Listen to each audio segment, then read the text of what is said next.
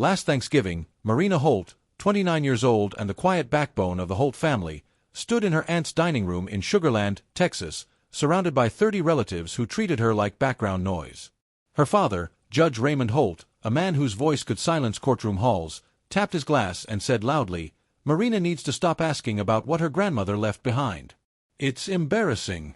Laughter filled the long mahogany table. Marina felt her face heat until she could hear her pulse in her ears. She didn't argue. She didn't defend herself. She looked straight at him and said one calm word, "All right." No one understood what that meant. The next morning, her father went upstairs to have a talk, smirking as if he'd won some private battle. But when he opened her childhood bedroom door, he froze. The room was empty. No clothes, no suitcase, no Marina. Before he could process the shock, the doorbell rang downstairs. Marina wasn't there to see it, but she later imagined the moment from every angle. Her mother, Elaine Holt, opened the front door expecting a neighbor.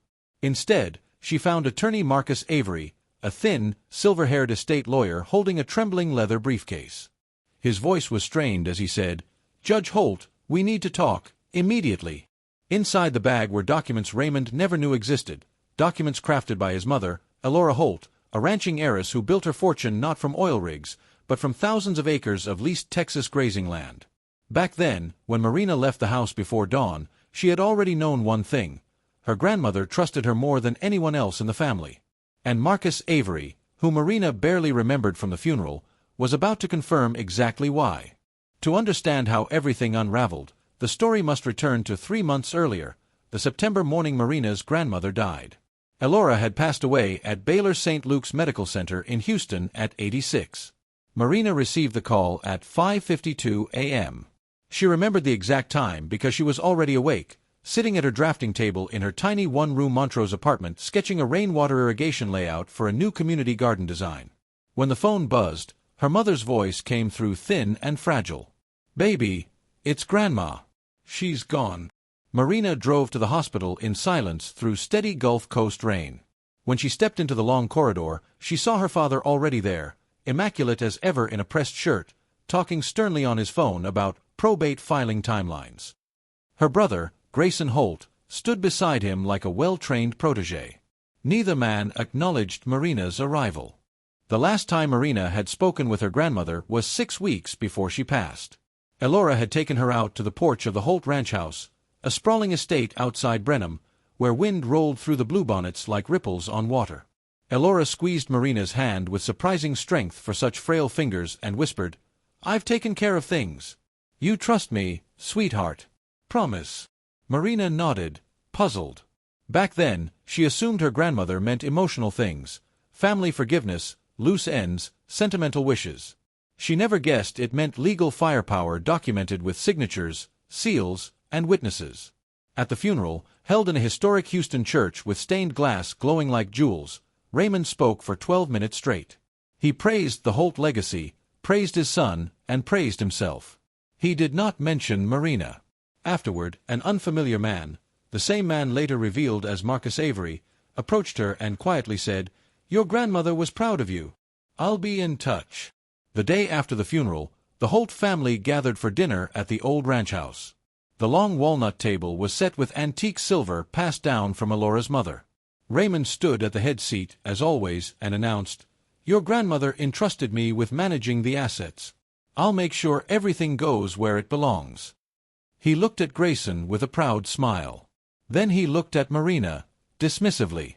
"You don't need to worry about the complicated stuff. You're our creative soul, not our financial mind." The room chuckled. Grayson's wife, Vanessa, added, "It's better this way. Less pressure on Marina." Marina set her fork down.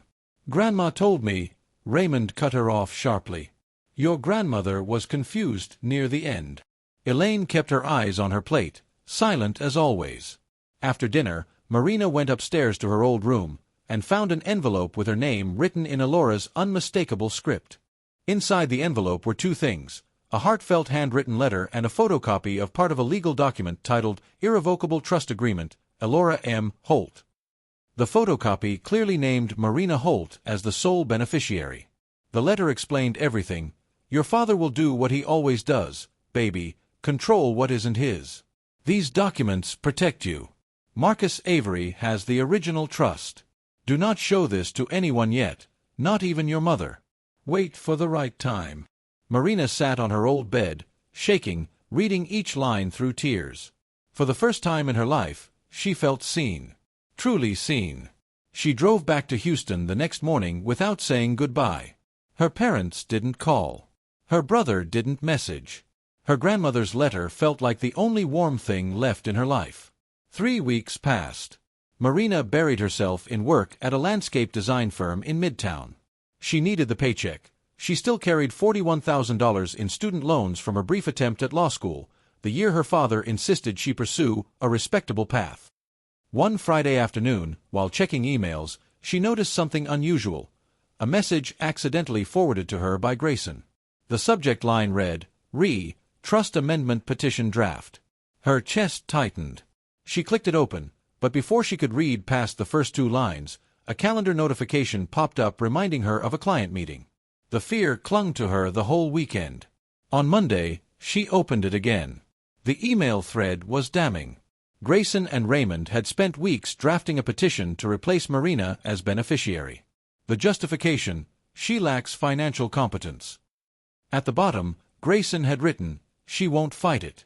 She never fights anything. Marina screenshot every email. Then she backed them up to 3 places: her laptop, a thumb drive hidden in a shoebox, and her cloud storage. That evening, she called her mother back about Thanksgiving.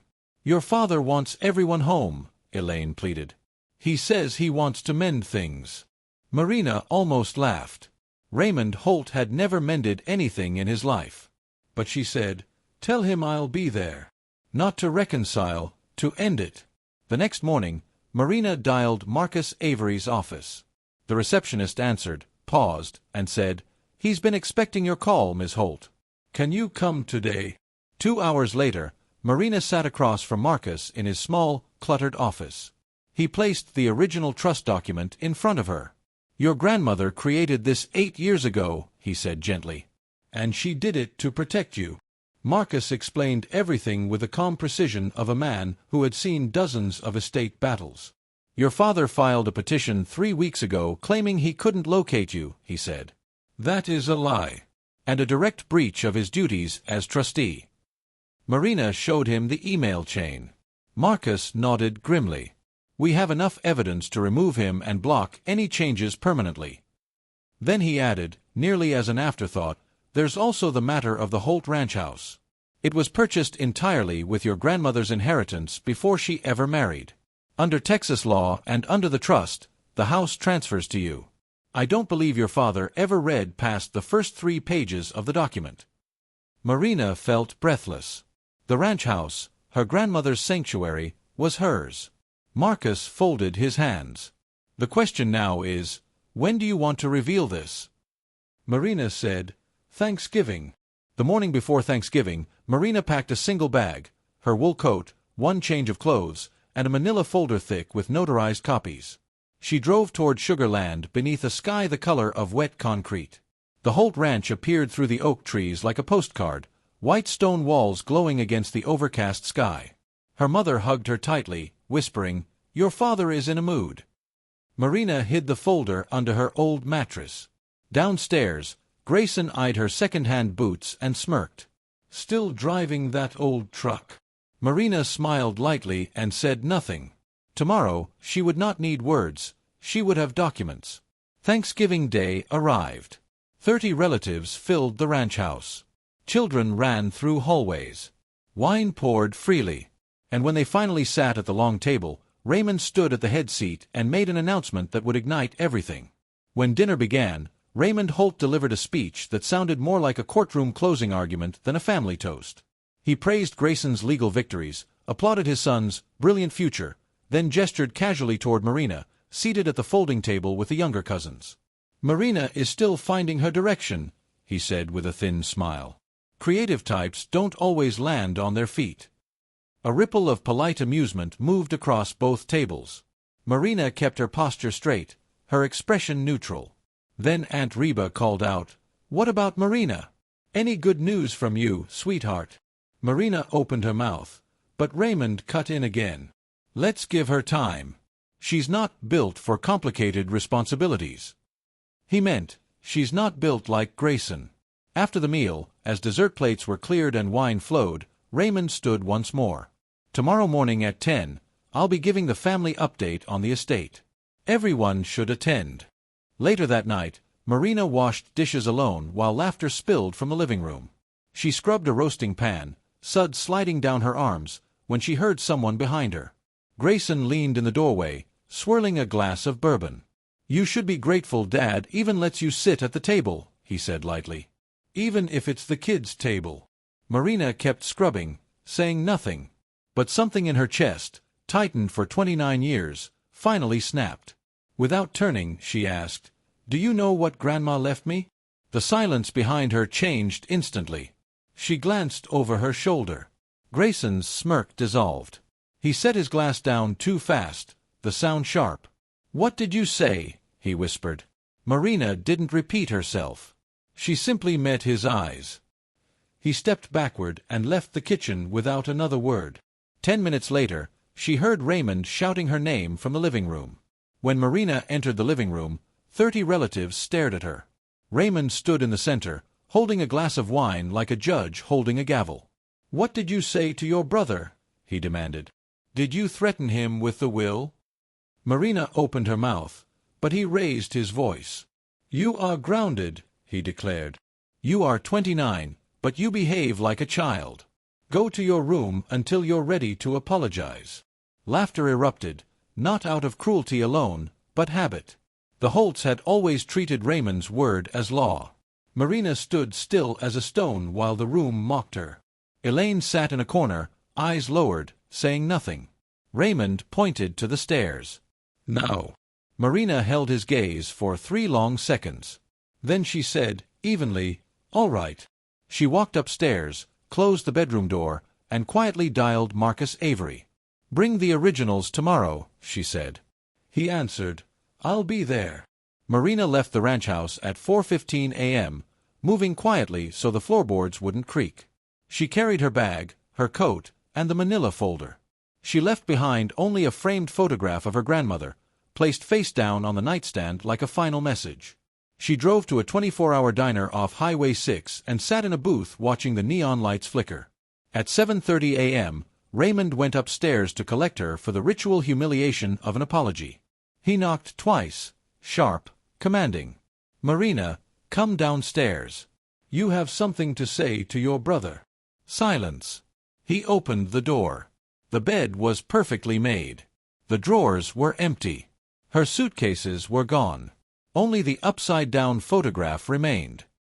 He stared at it for 10 full seconds before whispering, She left. Downstairs, he announced flatly to the early risers, Marina ran away in the night. Grayson smirked.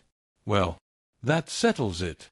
Raymond cleared his throat and continued, Since the only person who might object isn't here, I'll make the estate announcement at 10. The doorbell rang. Elaine opened the door to find Marcus Avery standing on the porch in a gray suit, leather briefcase in hand, expression tight with purpose. Good morning, he said. I am the estate attorney for Elora Holt. I need to speak with the entire family right now. Elaine stepped aside wordlessly. A hush rolled through the dining room as Marcus entered. The casual conversations died table by table until even the children fell silent. Raymond rose from his seat like a man preparing to fight. You were not invited, he said coldly. Marcus replied, This home was built by your mother's inheritance, Judge Holt. And I'm here because I have a legal obligation to the rightful beneficiary of her trust. Raymond's jaw clenched. Marina has no rights.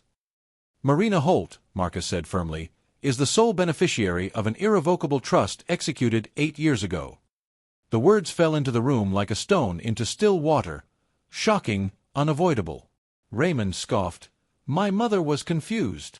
Marcus lifted a document from his briefcase. This evaluation, conducted by Dr. Harriet Bloom the week your mother signed the trust, establishes her as cognitively sound. In the 95th percentile for her age group. Raymond paled. Marcus continued, Furthermore, You told the court you couldn't locate Marina to request her consent regarding your petition. Yet she was sleeping under this roof at the time. Gasps. Aunt Reba pressed her hand to her mouth. Cousin Dean muttered, "Oh, hell." Grayson stood, trying to salvage ground. "Mr. Avery, with respect, any claim being made against my father." Marcus held up printed emails, highlighted in yellow. "Grayson, you drafted the fraudulent petition. These are your words. She won't fight it." Grayson froze. The room stared at him as if they were seeing him for the first time. Vanessa slid her arm away from his. Raymond turned to him sharply. "Fix this," he hissed. "Contest it." Grayson swallowed. His voice was barely audible. "Dad, it's irrevocable. I told you that." Raymond slammed his hand against the back of a chair. "You said she'd never find out." His voice cracked open, raw and panicked. The mask he wore so effortlessly slipped. Marcus continued calmly, "As trustee, Judge Holt was permitted administrative authority only. He was explicitly prohibited from altering the beneficiary, dispersing funds without written approval, or attempting to transfer the Holt Ranch property." Someone in the back whispered, "The ranch house? She gets the ranch house." Marcus nodded. "Yes. It transfers fully to Ms. Holt." Silence, thick, unbelievable, filled the room. For the first time in her married life, Elaine Holt stood. Her hands trembled, but her voice did not. "Raymond," she said, "you owe Marina an apology. You've owed her one for years." Her words dropped like a hammer. Raymond looked at her as though she had turned into someone he didn't recognize. Then he looked at the room, 30 relatives watching, judging, absorbing every crack in his authority. Without another word, he walked into his study and shut the door. The room exhaled collectively. Aunt Reba approached Marcus and asked quietly, "So, it's real?" He nodded. "Every word." Cousins exchanged looks, some guilty, some admiring, some embarrassed. Grayson grabbed his laptop and began deleting email threads with frantic, useless speed. Vanessa folded her hands in her lap, staring at him without speaking. The family lines that usually held firm at gatherings shifted uneasily, as though the floor had tilted beneath them. Within minutes, relatives began approaching Marina, though she wasn't even in the room. They offered murmured apologies to empty space, already imagining what they would say when she returned. Cousin Theo whispered, "I always knew she was tougher than she looked." Aunt Reba dabbed her eyes with a napkin and said, "Elora would be proud." Vanessa made a quiet exit toward the guest room, clearly reconsidering her marriage. Marcus gathered the documents into neat stacks and prepared to leave. "I will file for removal of Judge Holt as trustee first thing Monday morning," he told Elaine. "The court process should take 30 days. In the meantime, the trust is frozen." As he walked out the door, he said softly, "Tell Marina I'll meet her wherever she chooses." The Waterford clock on the mantel struck 11:58 a.m. 2 hours remained until the official estate reading. Marina waited in her truck in a quiet parking lot near a coffee shop in Richmond, watching rain slip down her windshield. Her laptop lay open on the passenger seat. At 9:41 a.m., she'd received official confirmation from Lone Star Trust Bank that she was the sole beneficiary of the $620,000 educational trust, untouched and intact. She printed the letter at a FedEx kiosk, slid it into the folder, and breathed deeply. Marcus called shortly after. "He threw me out," he said. "Threatened to call the sheriff." Marina smiled faintly. "I figured." He asked, "Are you sure you want to face him at 2?" Marina looked out at the wet Texas horizon. "I've spent my entire life facing him," she said. "But this is the first time I'm not walking alone." She started the engine. The truth weighed nothing compared to the years of silence she'd carried. Inside the Holt Ranch, the hours leading to the 2 p.m. estate reading passed like a rope pulled too tight. Relatives milled around the living room with forced small talk, nobody mentioning what had happened that morning, but everyone thinking about it. Aunt Reba cornered Elaine near the guest bathroom. "Are you sure everything is in order?" she whispered. Elaine shook her head slowly. "Raymond doesn't tell me anything about the finances. He never has." Reba sighed, understanding more in silence than words could hold. Meanwhile, Cousin Dean texted Marina, "You okay? What's going on?" Marina replied, "I'm fine. Be in the room at 2. Dean answered, "I won't leave your side." In Raymond's study, the former judge paced in furious circles, trying to reach any attorney in Houston, but it was the Friday after Thanksgiving. Every law office went straight to voicemail. "Cowards," he muttered, slamming the phone onto his desk. Grayson appeared in the study doorway, looking rattled. "Dad," he said cautiously, "maybe we should postpone the reading. Just until we—" Raymond lifted a hand sharply. "I don't retreat. Not from Avery, not from Marina, not from anyone." Grayson's shoulders slumped. Behind him, the mantel clock chimed noon. 2 hours to go. Marina, meanwhile, walked into Marcus Avery's office for their final check-in before the confrontation. 4 stacks of documents waited neatly on his desk. "Let's review," Marcus said. Stack 1, the original irrevocable trust, complete with signatures, notary seal, and competency evaluation. Stack 2, the email chain between Raymond and Grayson, their signatures, routing metadata, timestamps, everything needed to prove fraud. Stack 3, the confirmation letter from Lone Star Bank stating Marina was sole beneficiary. Stack 4, the deed to the Holt Ranch, purchased with Alora's inheritance, legally separate from marital assets, transferring directly to Marina upon death. "He never read this," Marcus said. Marina nodded. "He never reads anything he assumes he already owns." At 1:30 p.m., Marina and Marcus parted ways. He would arrive shortly after her, entering only when she signaled. She drove down the long gravel road leading to the ranch, the Texas sky finally clearing to a pale winter blue. As the house came into view, white stone facade, massive oak tree in front, Marina felt a strange calm settle over her. She parked behind a line of trucks and SUVs, took her folder from the passenger seat, and walked toward the porch where she'd spent her childhood summers. Elaine peeked through the window as Marina approached, her expression soft with relief and fear intertwined. Marina nodded at her gently, signaling she was ready. Inside, she heard chairs shifting, wine glasses being set down, murmured voices settling. It sounded like a courtroom before a verdict. She entered through the back hallway, staying unseen for a moment as she watched her father stage his performance. The living room had been rearranged like an audience chamber. Chairs from every corner of the ranch were lined in rows facing the stone fireplace. 30 relatives sat rigidly upright, ready to hear Raymond deliver his version of Alora's final wishes. He stood at the front with a paper held just high enough to look official. He adjusted his reading glasses and said, "Thank you all for coming. My mother left detailed instructions, and after careful review with my son," a few heads turned toward Grayson, who stared at the floor, "I've determined the best distribution plan for the family." He paused dramatically.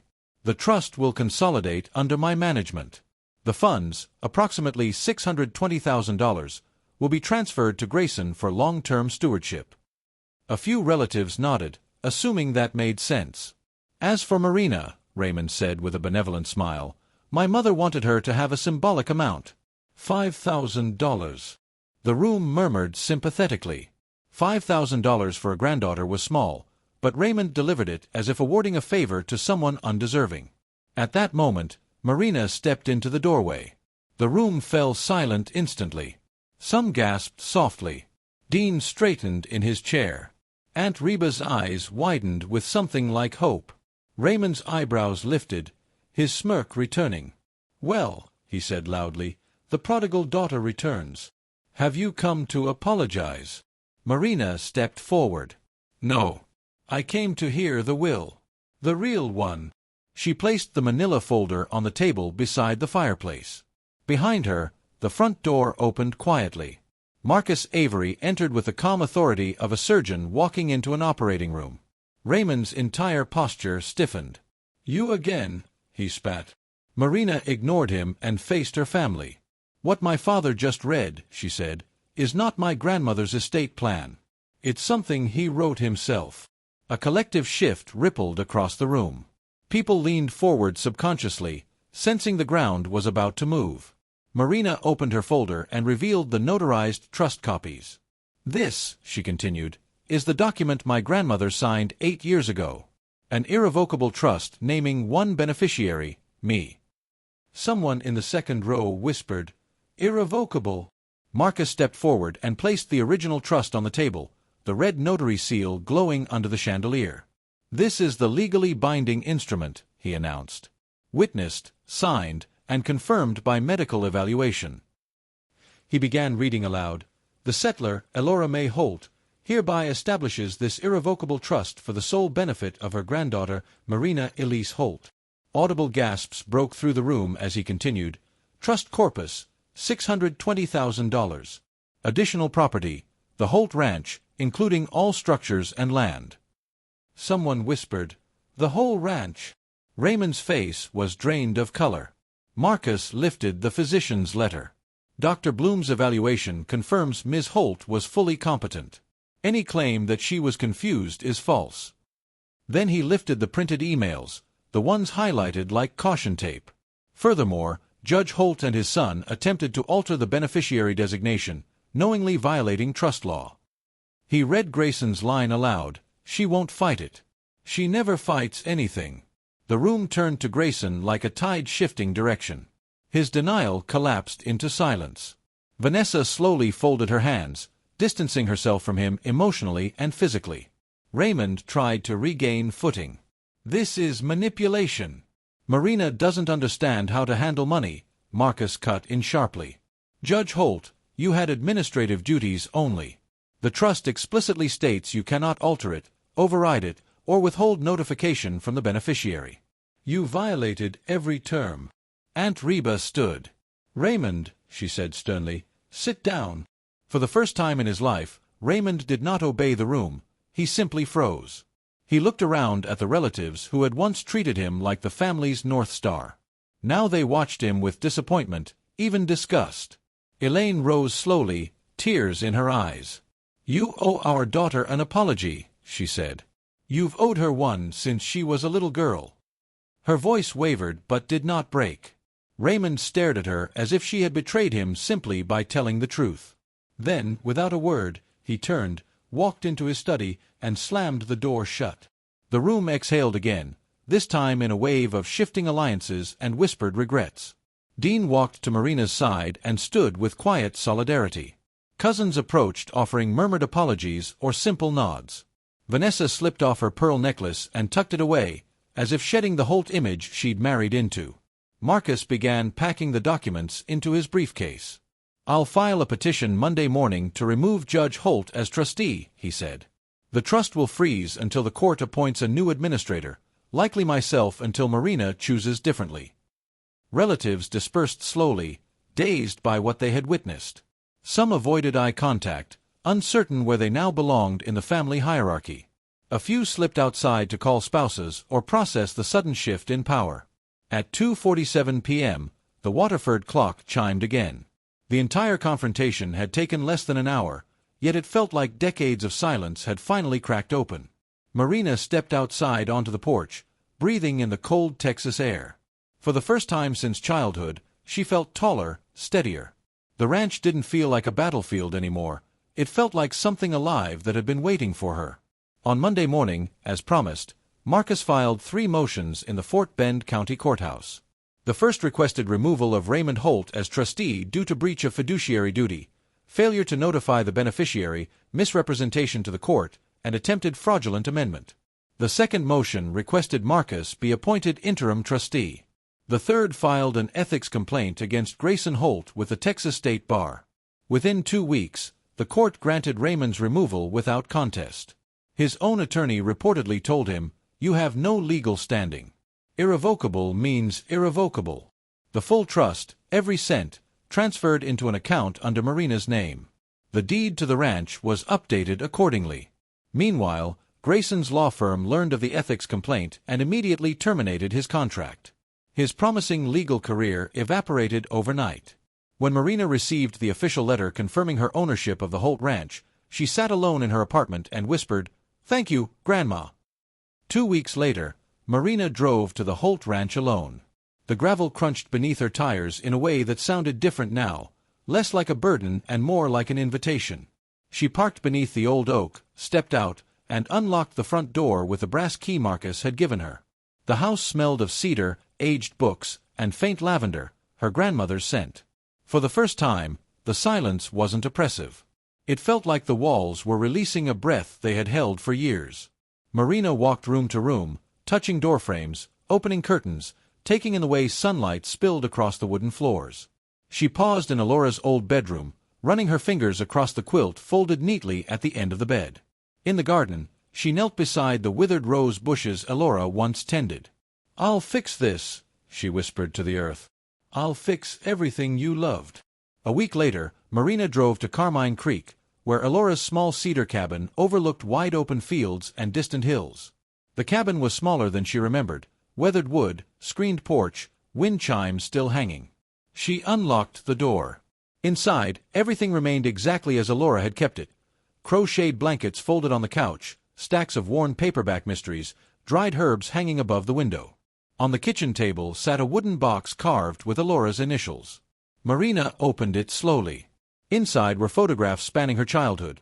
Marina planting wildflowers, Marina feeding abandoned calves, Marina and Alora sitting on the porch drinking sweet tea as the evening sun dipped low. Beneath the photos lay a final letter in Alora's handwriting. "You were always stronger than they allowed you to believe. This cabin is yours. Rest when you need to. Grow when you're ready." Marina pressed the letter to her chest and cried. In the weeks that followed, Marina balanced her new responsibilities with surprising ease. With the trust funds, she paid off the last of her student loans, $41,000 gone in one gratifying transaction. She invested part of the remaining inheritance into starting Holt Landscape and Land Restoration, opening a small studio in downtown Houston. Clients trickled in at first, then more steadily as word spread about the young designer who restored native fields and gardens with her grandmother's precision. Marina spent weekends at the ranch, repairing fences, pruning trees, and clearing the neglected garden beds. Dean helped whenever he could, hauling tools, trimming hedges, and arguing playfully about which plants were tough enough for Texas heat. The ranch began to feel less like a memory and more like a project, a living inheritance she could rebuild piece by piece, root by root. Meanwhile, the Holt family adapted in their own ways. Grayson quietly left his firm and moved into a modest apartment in Katy, telling relatives he needed time to think. His wife, Vanessa, separated from him, returning to her parents' home in Austin. She didn't tell Marina the details, but her quiet nod in passing said enough. Elaine, for the first time in 30 years of marriage, stopped shrinking into silence. She began attending church alone, joined a quilting group, and visited Marina regularly at the ranch. She helped repaint the kitchen, dug trenches for irrigation lines, and even laughed again, a light, fluttery sound that had gone missing for years. Raymond, stripped of legal authority and public reputation, moved into a mid-tier condominium in downtown Houston. He told acquaintances that Marina had turned the family against him, refusing to acknowledge his own actions. Some truths are too heavy for pride to carry. One afternoon in early spring, Elaine visited Marina with a casserole and a hesitant smile. They sat on the porch overlooking the slowly recovering garden. The air smelled of fresh soil and wild oregano. Elaine cleared her throat. "I should have stood up for you sooner," she said softly. "I was afraid of the consequences." Marina nodded slowly. "I know, Mom. But being afraid isn't the same as being helpless." Elaine took her hand. "I'm trying now. I want to be someone you can rely on." For the first time, Marina believed her. The conversation wasn't perfect, but it was real. And real was enough. When Elaine left, Marina stood on the porch for a long time, watching the wind ripple through the tall grass.